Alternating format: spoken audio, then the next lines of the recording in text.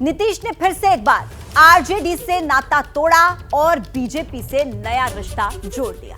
नीतीश कुमार ने पहले गठबंधन सरकार से इस्तीफा दिया और फिर 6 घंटे के अंदर बीजेपी के साथ मिलकर नई सरकार भी बना ली। चीफ मिनिस्टर की कुर्सी पर 9वीं बार वो विराजमान हो गए। तो ये तो नीतीश की बात है, लेकिन सुशासन बाबू ने 2 बार धोखा खा चुकी बीजेपी तीसरी बार फिर उन्हीं के साथ हो गई। आखिर वजह क्या है कि उन्हें फिर से एक्सेप्ट कर लिया? क्योंकि आम तौर पर तो बीजेपी ऐसा करती नहीं है।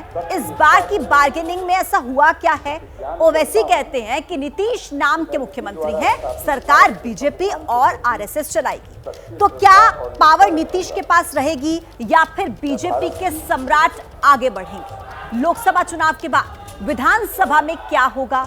क्या बीजेपी के सम्राट ही बनेंगे नीतीश की काट? बड़ा सवाल।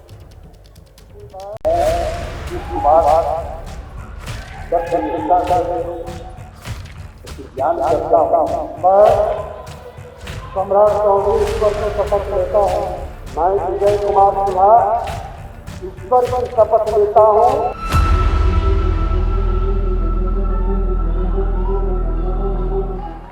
राज्यपाल के सामने शपथ हो गई, समारोह हो गया, बिहार की नई सत्ता का नया अध्याय शुरू हो गया।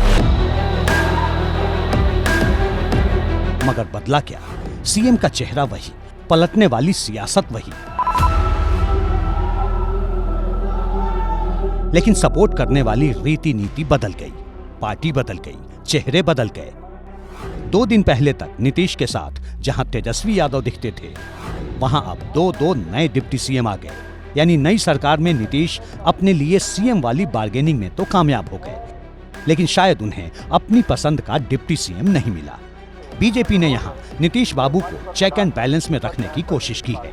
नीतीश के बाद नंबर 2 के तौर पर जब सम्राट चौधरी की शपथ हुई, वो भी बतौर डिप्टी सीएम, तब बीजेपी ने बिहार की सियासत में अपने आने वाले लीडर का बड़ा संकेत दे दिया। नीतीश के साथ बीजेपी के सम्राट अब बिहार की नई सियासी तकदीर संवारने निकल पड़े हैं।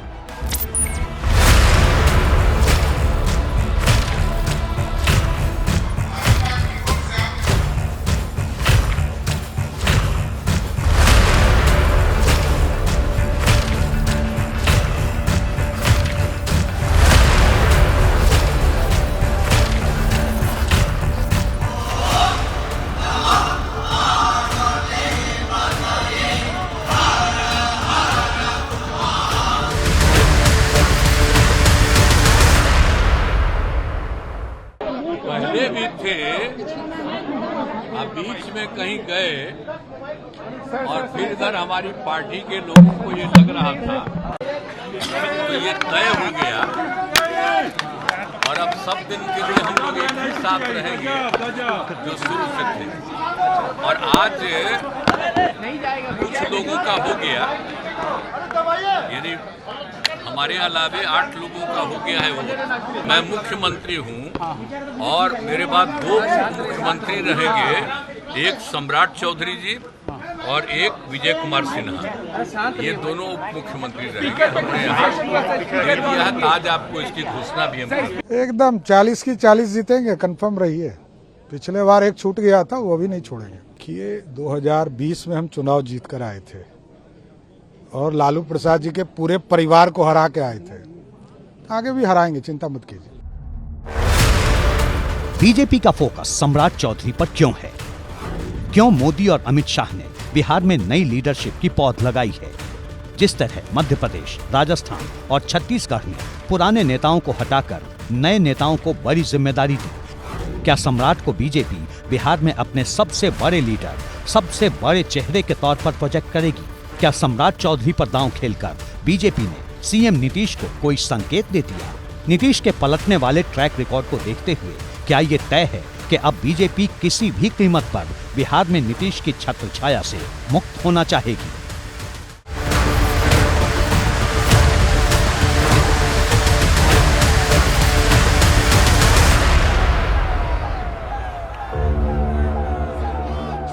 कर्पूरी जी को तो गरीबी और उन सब कामों के लिए भारत रत्न मिला।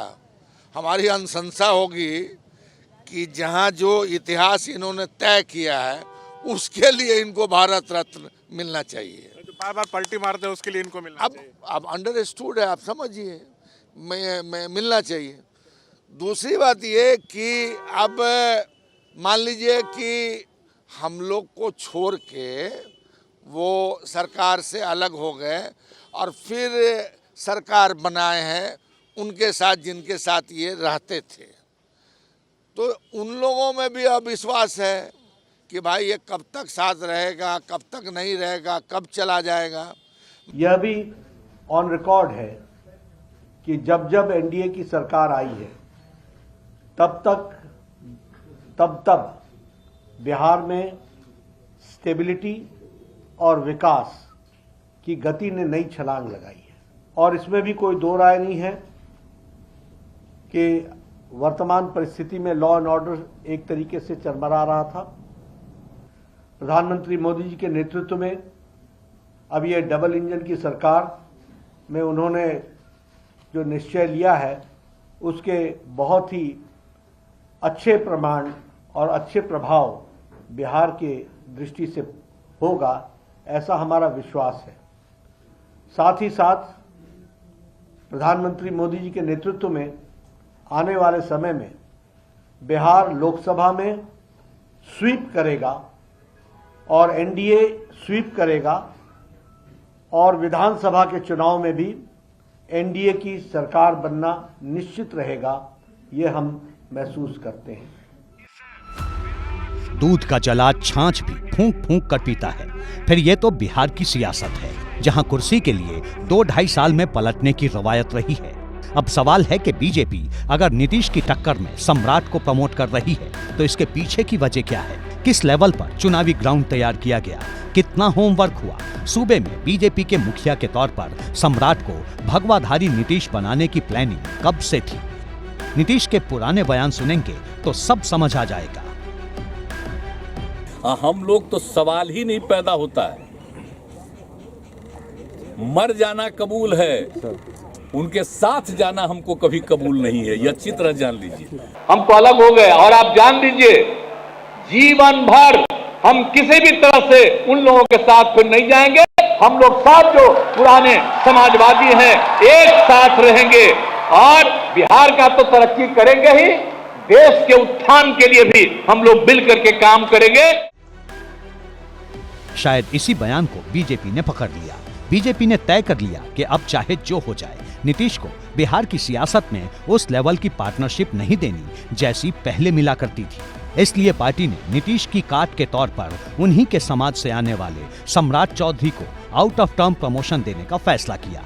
नीतीश ने 30 जनवरी 2023 को बीजेपी के साथ नहीं जाने का ऐलान किया था, लेकिन 2 महीने के अंदर ही बीजेपी ने संजय जायसवाल को हटाकर कुशवाहा समाज से आने वाले सम्राट चौधरी के हाथ में पार्टी की कमान सौंप दी।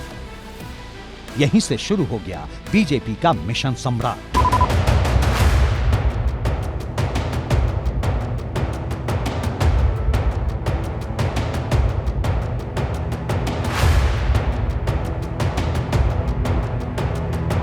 जहां तक हमको जितनी गाली देना है नीतीश बाबू देते रहिए, फर्क नहीं पड़ता है।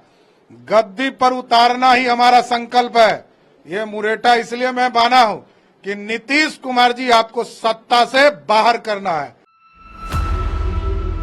3 महीने पहले की बात है जब नीतीश कुमार कहते थे अब सीएम पद के लिए तेजस्वी को ही आगे बढ़ना है, वो बीजेपी में हरगिज नहीं जाएंगे। लेकिन बीजेपी आला कमान ने सम्राट को वही काम सौंपा जिसमें किसी वक्त सुशील मोदी माहिर माने जाते थे, यानी सरकार बनते ही लालू एंड कंपनी पर हमला करना। लेकिन इस बार बीजेपी ने लालू फैमिली के साथ साथ नीतीश पर भी तीखे शब्दबान छोड़ने शुरू कर दिए थे। दोनों बार 2013 में भी नीतीश कुमार जी स्वयं छोड़कर भाजपा को भागे थे। उस समय भी प्रधानमंत्री बनना था और आज भी 2022 में भी नीतीश कुमार जी को किसी ने भगाया नहीं है, वो स्वयं भाग गए हैं और उत्तराधिकारी भी तय कर दिया कि ये बच्चा हमारा उत्तराधिकारी है। अरे तो ये किसने, जनता ने तय किया क्या? जनता तय करेगी कि उन बिहार का उत्तराधिकारी कौन है। अब नीतीश कुमार जिनके साथ जाएंगे उनका ही बिहार की जनता नाश करेगी। जैसे ही घड़ी का काटा दोपहर 2:30 पे आए, बबीता जी का दिल सास बहू साजिश के लिए मचल जाए। और ये है इनकी बहू, पूरे दिन ऑफिस की टेंशन हो जाए गॉन जब ये करें अपना फेवरेट शो फ्री टाइम पे ऑन।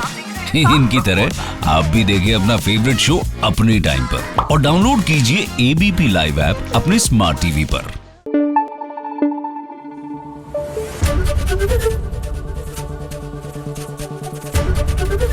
एबीपी न्यूज आपको रखे आगे।